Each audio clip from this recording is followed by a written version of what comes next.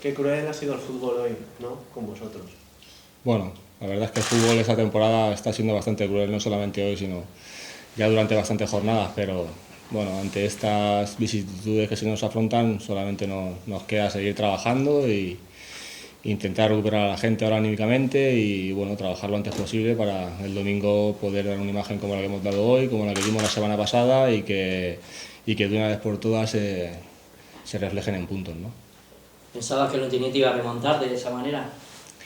Hombre, a ver, todos sabemos el Ontinyent, el potencial que tiene, el campo, la afición, cómo se aprieta aquí. Lo que estábamos seguros es que hasta que no pitara el árbitro esto no había acabado, ¿no?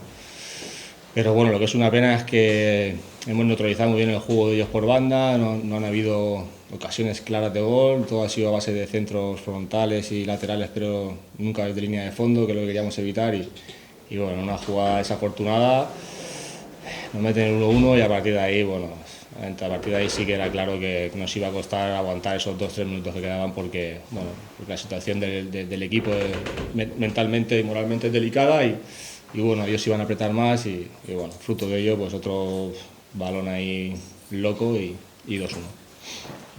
También se ha visto algunos jugadores algo desquiciados, ¿no? Aquí al final con, no sé, a punto de pelearse y tal por el tema del resultado y con los jugadores de Ontinyent, no sé cómo los ves. Anímicamente también perjudica, ¿no? No, hombre, la pequeña discusión que ha habido ahí es porque ha habido una agresión sin balón, entonces nosotros consideramos que era roja, Liniera consideraba que era amarilla y eso ha derivado un poco, también dado por la crispación de la remontada del Ontinyent, pues las situaciones de fútbol, pero nada más allá.